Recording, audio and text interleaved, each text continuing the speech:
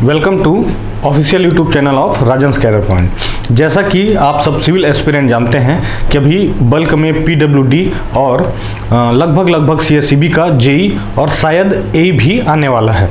ठीक है, तो इसके लिए क्लासेस हमारे संस्थान में चालू हो गए हैं। तो ध्यान रखेंगे कि काफ़ी मात्रा में पीडब्ल्यूडी है और सीएससीबी है। अब चांसेस ये भी बन रहे हैं कि सीएससीबी में एई का भी पोस्ट आ सकता है। तो इसका जो डिटेल क्लासेस है ये हमारे संस्थान में चालू हो गया है। आप आके डेमो क्लास ले सकते हैं और अगर आपको अच्छा लगे तो यहाँ एडमिशन करा सकते हैं। चलिए, तो हम इसी से संबंधित कुछ एक आध टॉपिक देख लेते हैं। हम देखने वाले हैं लिमिट्स ऑफ कंसिस्टेंसी,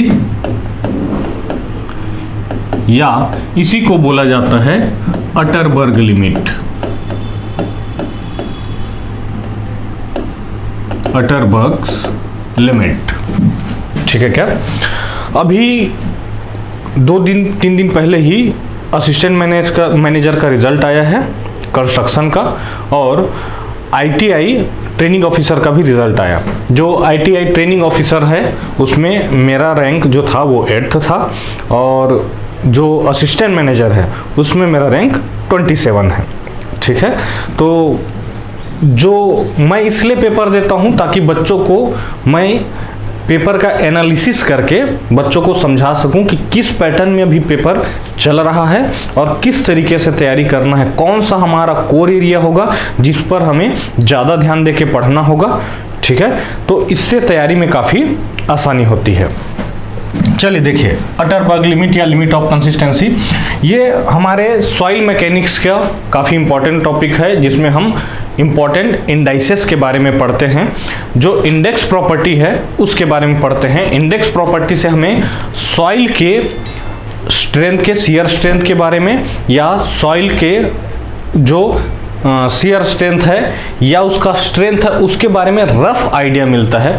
साथ ही इंडेक्स प्रॉपर्टी से हम सॉइल के आइडेंटिफिकेशन और क्लासिफिकेशन के लिए भी इंडेक्स प्रॉपर्टी का यूज हम करते हैं। चलिए देखिए, लिमिट्स ऑफ कंसिस्टेंसी 3 प्रकार के हैं। एक है लिक्विड लिमिट, एक है प्लास्टिक लिमिट और एक है श्रिंकेज लिमिट। तो अगर हम सॉइल के वॉल्यूम और वाटर कंटेंट के बीच ग्राफ बनाएं, सॉइल के वॉल्यूम और वाटर कंटेंट के बीच का ग्राफ बनाएं तो कुछ इस तरीके से आता है।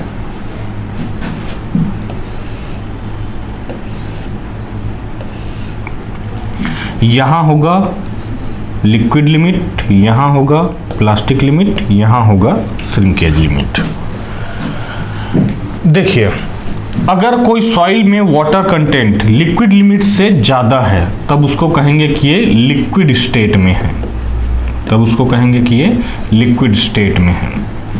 अगर सॉइल का वाटर कंटेंट प्लास्टिक लिमिट और लिक्विड लिमिट के बीच में है तो उसको कहते हैं प्लास्टिक स्टेट। इसको कहते हैं सेमी सॉलिड स्टेट और इसको कहते हैं सॉलिड स्टेट। तो हम इन्हीं तीनों के बारे में देखने वाले हैं, liquid limit, plastic limit, shrinkage limit. चलिए देखते हैं हम लिक्विड लिमिट के बारे में।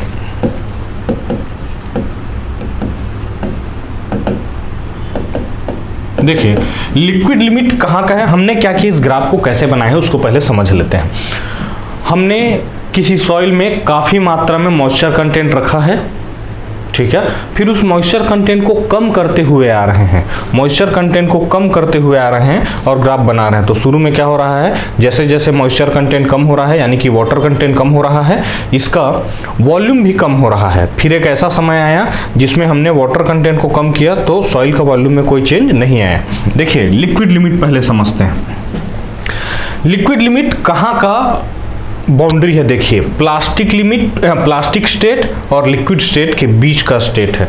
मतलब प्लास्टिक स्टेट खत्म होने वाला ही है और लिक्विड स्टेट चालू होने वाला ही है। तो इसको कैसे डिफाइन करते हैं कि ऐसा वाटर कंटेंट जिसमें सॉइल लिक्विड स्टेट में तो है लेकिन हल्का शियर रेजिस्टेंस ऑफर करता है। अब समझिए, क्योंकि प्लास्टिक स्टेट खत्म होने वाला है तो प्लास्टिक स्टेट का प्रॉपर्टी थोड़ा कम रख रहे हैं, और लिक्विड स्टेट चालू होने वाला ही है तो लिक्विड स्टेट का प्रॉपर्टी ज़्यादा रखेंगे। तो हम क्या कर रहे हैं, ऐसा सॉइल जो लिक्विड स्टेट में तो है, लिक्विड स्टेट में तो है मतलब लिक्विड होने वाला ही है, लेकिन हल्का सा शियर रेजिस्टेंस ऑफर करेगा अपने फ्लो में। वो हल्का प्रॉपर्टी है इस प्लास्टिक की वजह से, जिसकी वजह से हल्का सा शियर रेजिस्टेंस ऑफर कर रहा है। इस लिमिट को बोलते हैं लिक्विड लिमिट। ठीक है क्या? दूसरा देखिए, प्लास्टिक लिमिट। प्लास्टिक लिमिट कैसे निकालते हैं, लिक्विड लिमिट कैसे निकालते हैं, हम डिटर्मिनेशन ऑफ लिक्विड लिमिट में अलग से इसको देखेंगे। प्लास्टिक लिमिट, प्लास्टिक लिमिट का मतलब है कि वाटर कंटेंट का वह वैल्यू, वाटर कंटेंट का वह वैल्यू जिसमें हम सॉइल को पतले 3 mm के थ्रेड में अगर रोल करें तो क्रम्बलिंग जस्ट स्टार्ट हो, मतलब दरार पड़ना जस्ट स्टार्ट हो। इसी को दूसरे तरीके से बोल सकते हैं कि हम बिना दरार पड़े जिस वाटर कंटेंट पर सॉइल को 3 mm डायामीटर के थ्रेड में रोल कर सकते हैं, बिना दरार पड़े 3 mm के डायामीटर में सॉइल को रोल करना, थ्रेड में रोल करना, और उसी 3 mm के डायामीटर में रोल करने पर क्रम्बलिंग दरार पड़ना स्टार्ट होना एक ही बात है। एक ही बात है, मतलब जैसे कि हम क्या बोल रहे हैं, 3 mm तक बिना दरार पड़े हम क्या कर लें, थ्रेड में रोल कर सकें, या फिर 3 mm करने पर दरार पड़ना जस्ट स्टार्ट हो। इन दोनों में कोई अंतर नहीं है। ठीक है, क्योंकि ये कैसा है, मतलब ऐसा होने के कगार पर ही है, ये कहना चाह रहा है। या तो दरार नहीं पड़े बोल दे या दरार पड़ना जस्ट स्टार्ट हो बोल दे, एक ही बात है। तो हम इनको दोनों तरीके से डिफाइन कर सकते हैं कि वाटर कंटेंट का वह वैल्यू जिस पर हम सॉइल को 3 mm के डायामीटर थ्रेड में क्या कर सकें, रोल कर सकें बिना दरार पड़े, या फिर 3 mm के डायामीटर के थ्रेड में रोल कर दें जिस पर क्रम्बलिंग दरार पड़ना जस्ट स्टार्ट हो। दोनों का एक ही मतलब है। इसको थ्रेड टेस्ट भी कहा जाता है। अब देखिए श्रिंकेज लिमिट पर देखिए। ठीक है, श्रिंकेज लिमिट, श्रिंकेज लिमिट वह मिनिमम वाटर कंटेंट है जिसमें अगर हम फर्दर वाटर कंटेंट में कमी लाएं, फर्दर वाटर कंटेंट में कमी लाएं तो इसके वॉल्यूम में कोई भी चेंज नहीं आएगा। अब ऐसा क्यों हुआ समझिए। पहले हम सॉइल का 3 फेज सिस्टम बना लेते हैं। ये सॉइल का सॉलिड है और ये वॉइड है, वॉइड में एयर भी है और वाटर भी है। चूंकि इस जगह पर लिक्विड स्टेट में काफ़ी मात्रा में वाटर है तो अब धीरे धीरे वाटर को क्या करते गए हैं, कम करते गए हैं। धीरे धीरे वाटर कंटेंट क्या करते गए हैं, कम करते गए हैं। अब जब श्रिंकेज लिमिट पर आ गए हैं तो इस समय सॉइल फुल्ली सैचुरेटेड है। ध्यान रखेंगे, ये एग्जाम का इंपॉर्टेंट क्वेश्चन है। जहां पर श्रिंकेज लिमिट है सॉइल क्या है, फुल्ली सैचुरेटेड है। इसका मतलब डिग्री ऑफ सैचुरेशन 1 है। अब इसके बाद हम वाटर कंटेंट में कमी ला रहे हैं तो वॉल्यूम में चेंज क्यों नहीं आ रहा है, ऐसा क्या हुआ। जैसे ही आपने श्रिंकेज लिमिट पर पहुंचे हैं, सॉइल के जितने वॉइड हैं सब में पानी भरा हुआ है, यानी कि ये 100% सैचुरेशन पर है। अब आप श्रिंकेज लिमिट पर आए, 100% सैचुरेशन पर है।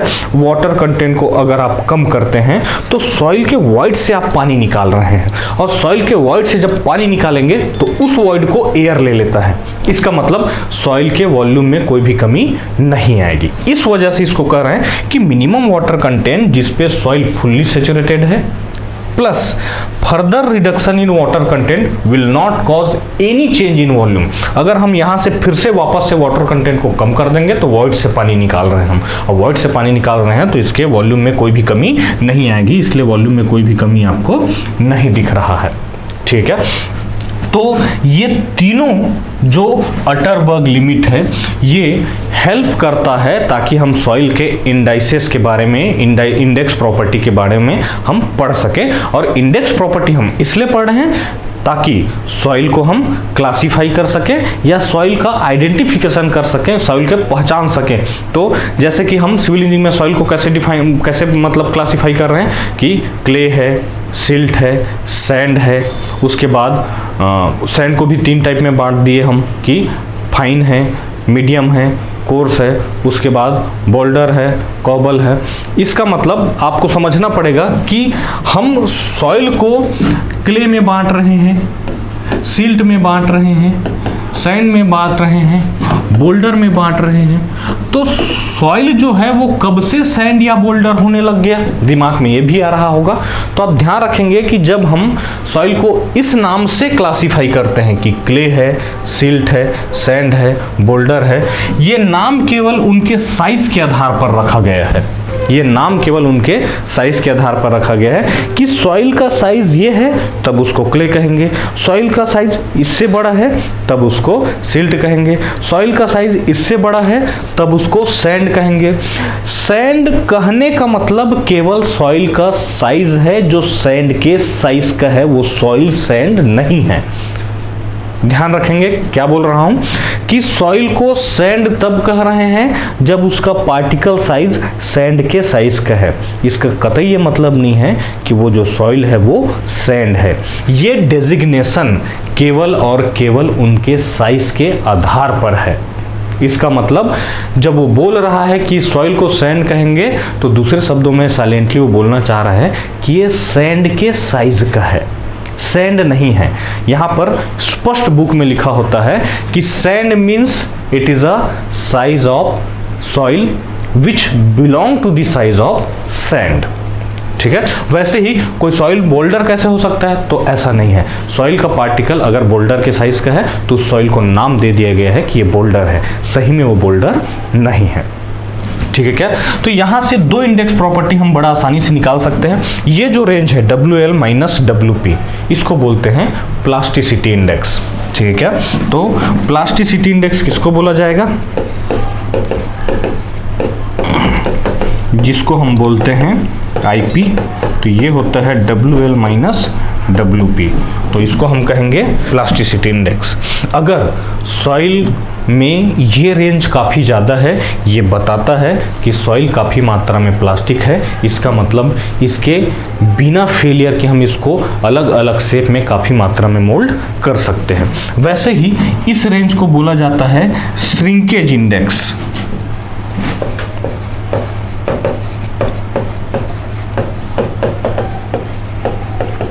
श्रिंकेज इंडेक्स का मतलब है WP minus WS, WP minus WS। और भी इंडेक्स प्रॉपर्टी हैं जिसको हम बिल्कुल नेक्स्ट क्लास में देखेंगे। तो ये हम आज के क्लास में क्या समझें कि अटरबर्ग लिमिट क्या होता है, कितने प्रकार के अटरबर्ग लिमिट हैं, liquid limit, plastic limit, shrinkage limit. ठीक है क्या, तो लिक्विड लिमिट कैसे निकालते हैं, प्लास्टिक लिमिट निकालते हैं थ्रेड टेस्ट से, और लिक्विड लिमिट निकालते हैं कैसाग्रैंडे अपैरेटस से, जिसको हम एक सेपरेट वीडियो में देखने वाले हैं। ठीक है क्या, तो आज के लिए हम इस वीडियो में अटरबर्ग लिमिट पढ़े हैं और इसको यहीं विराम देते हैं। हमारे डिटेल जो क्लास है वो संस्थान में चालू हो गया है, अगर आप चाहें तो आके डेमो क्लास ले सकते हैं और आपको पसंद आया तो फर्दर एडमिशन ले सकते हैं। ठीक है, तो यहाँ हम आज विराम देते हैं अपने वीडियो को, और अगले वीडियो में हम किसके बारे में पढ़ेंगे, determination of liquid limit Casagrande apparatus से। Thank you, hope you enjoyed this lecture.